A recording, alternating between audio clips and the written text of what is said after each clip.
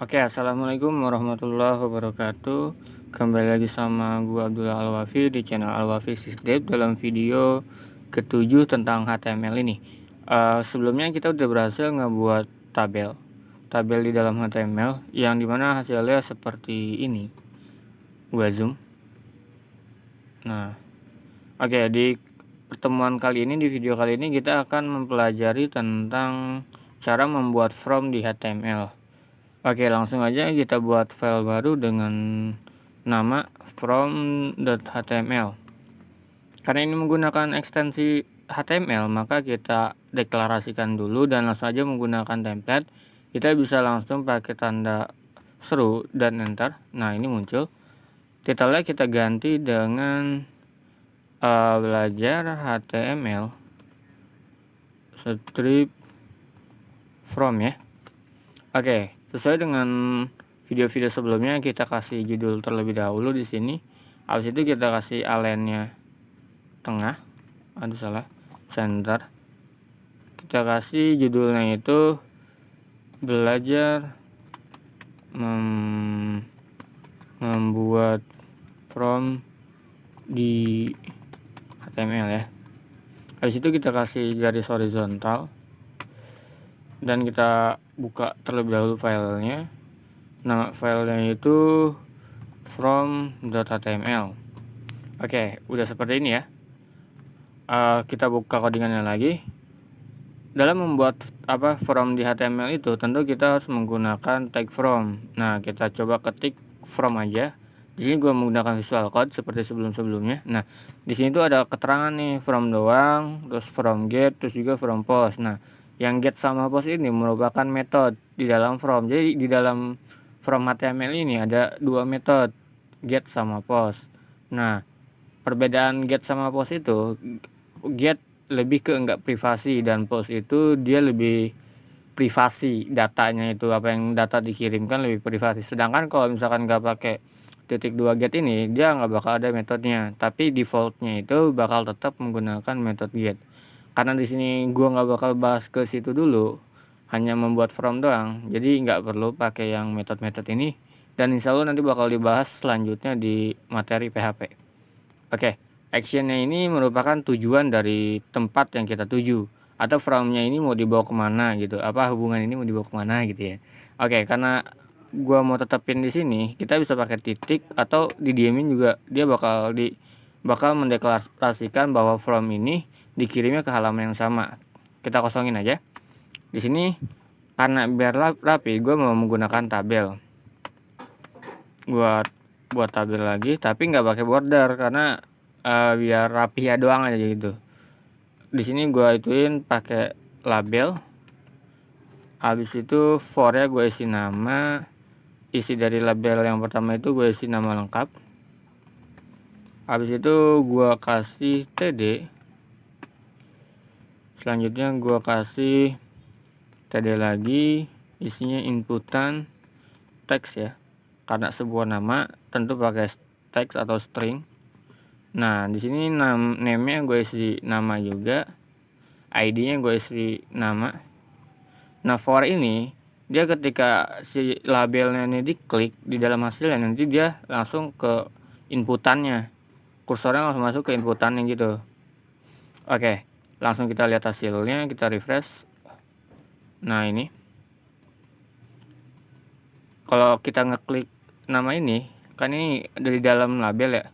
Nah, dia langsung masuk ke sini. Jadi langsung ke action gitu. Oke, kita lanjut.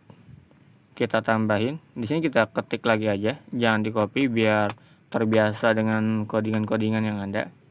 Kita masukin label lagi. Di sini misalkan gender, jangan dulu gender deh. Apa ya? Misalkan nomor WhatsApp gitu ya. No WhatsApp. Habis itu kita tadi lagi kasih titik 2, tadi lagi kita kasih inputan, tipenya itu kita kasih number karena ini sebuah nomor. Kalau nomor kan dia nggak bakal bisa masukin selain angka, jadi kita ngituin tipenya pakai nomor. Name-nya gue ituin nomor juga, ID-nya gue itu nomor juga. Nah, oke, kita refresh lagi. Nah, perbedaan antara teks dan number ini, yang teks ini dia bisa ngisi semua hal. Misal bisa koma, bisa titik, bisa angka, bisa simbol, bisa semua.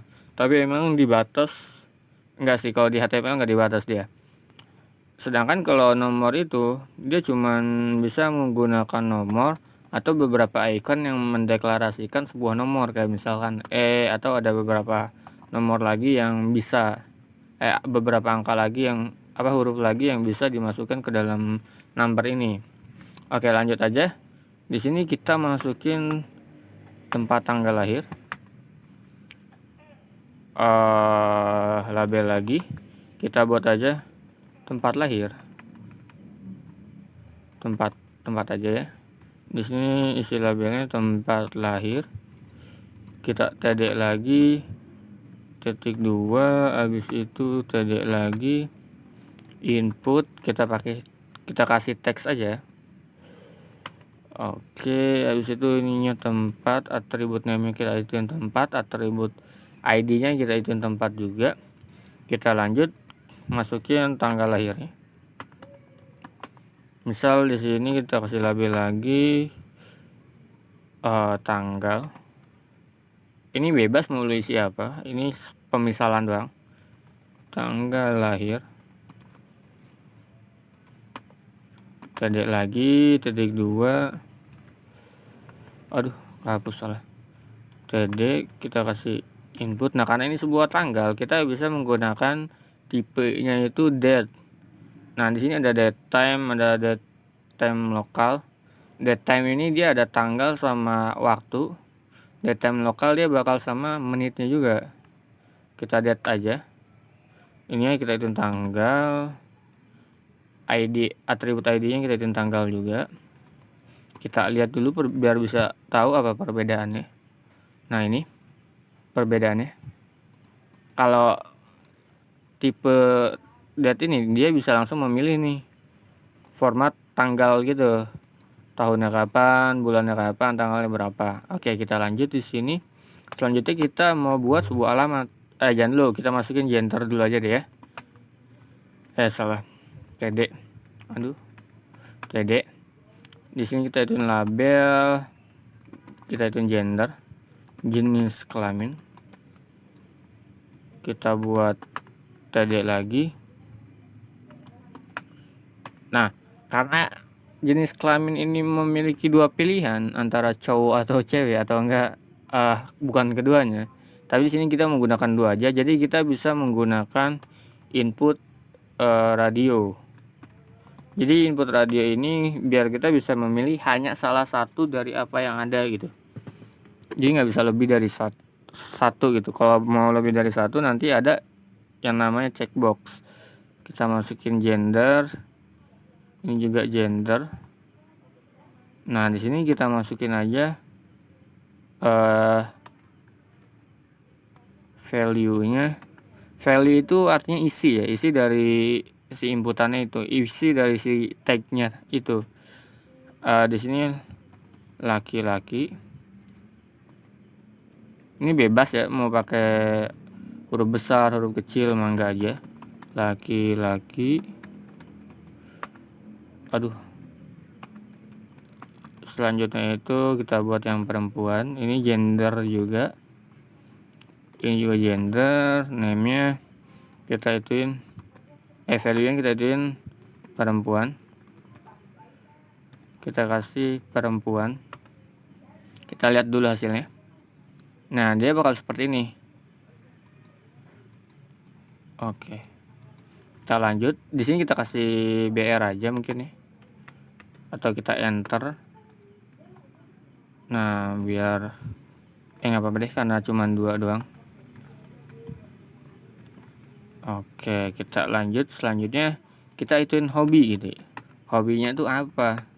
Kita bisa menggunakan checkbox tadi, karena kan sebuah hobi itu dia lebih dari satu ya. Hobi aja deh, pakai bahasa Indonesia. Hobi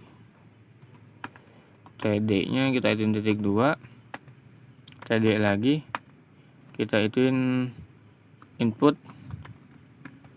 Nah, checkbox name nya kita ituin misal futsal, jangan, kalau name tetap sama, kita ituin hobi juga, ini juga hobi juga. Value nya baru kita isi futsal misalnya, futsal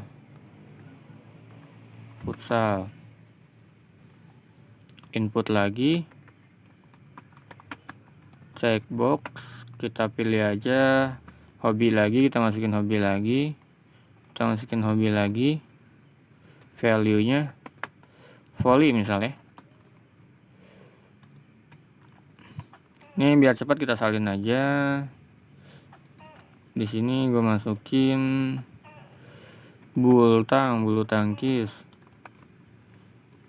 kita salin lagi, kita ituin misal goes, kita salin lagi,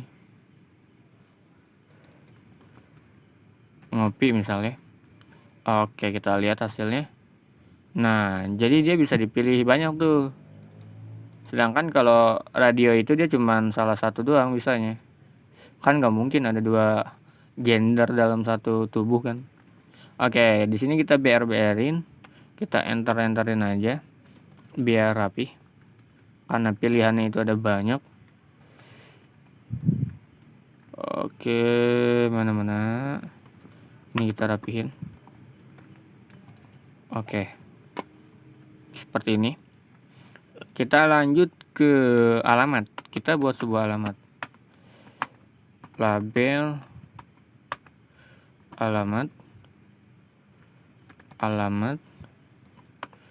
Kita tadi lagi titik 2, tadi lagi. Nah, karena alamat ini dia menggunakan banyak string atau banyak teks, jadi lebih bagus kita menggunakan teks area yang lebar, yang inputan lebar itu gede gitu. Nanti kita bakal lihat perbedaannya apa. Name-nya kita masukin alamat juga, ID-nya sama, kita masukin alamat. Kita lihat. Nah, dia bakal seperti ini. Dia bakal lebar gitu. Nah, ini bisa kita atur nih, calls-nya, row-nya juga bisa kita atur. Calls itu ke sampingnya atau lebarnya, sedangkan row itu tingginya. Kita tingginya defaultin aja, nggak usah dipakai, atau nolin aja. Jadi kita hapus aja row-nya. Sedangkan lebarnya kita ituin 18 aja. Nah, oke. Jika udah, kita lanjut ke submitnya ya. td. Di sini gue langsung ituin input submit. Ini yang gue ituin kirim. Satu lagi gue masukin apa namanya itu, reset. Bentar, kita rapiin. Reset. Oke, value-nya reset juga. Nah, di sini karena kalau gua refresh dia bakal ada di pojok, biar ada di tengah gimana nih? Kita bisa menggunakan call span. Call span itu buat memotong sebuah kolom di dalam tabel itu. Di pertemuan sebelumnya nggak gua jelasin, kita coba ulas sebentar. Karena di sini tabel, kita coba pakai border 1 ya, biar kita lihat garis-garisnya. Nah, dia kan seharusnya full 3 gini nih ya. Nah, biar kepotong yang ini kebagian juga, kita bisa menggunakan call span. Call span-nya kita masukin 3. Nah, kita lihat hasilnya. Nah, dia ngambil semuanya. Habis itu tinggal kita kasih aja align. Bisa gak kita pakai align center? Kalau nggak bisa, kita menggunakan CSS nanti. Nah, ternyata bisa. Selanjutnya kita hapus aja bordernya, karena kita cuma ngituin from, jadi nggak perlu pakai border kayak gini. Nah, oke. Ini udah pas. Kita coba isi. Kita ngasal, ini kita ngasal. Ini gue isi Bogor. Ini misal kita ngasal juga, ini ngasal, ini ngasal, ini ngasal. Ini kita isi ngasal, kita kirim. Nah, yang disebut get itu sebenarnya ini nih. Nah, yang ada hobi sama dengan gue, tapi nggak bakal gue jelasin detail. Di pertemuan PHP mungkin bakal gue jelasin detail. Nah, terus gimana nih kalau misalnya kita mau input nih? Ini kan posisinya belum pada ke input nih, tapi kalau kita klik kirim, dia langsung kekirim tuh. Nah, gimana caranya biar nggak kekirim?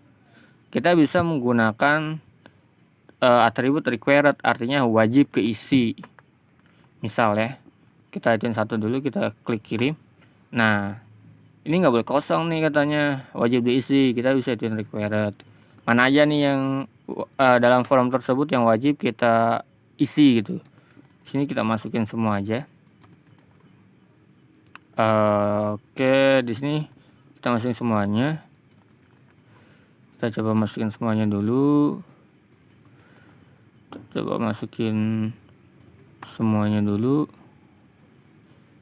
Kita coba masukin semuanya dulu. Oke.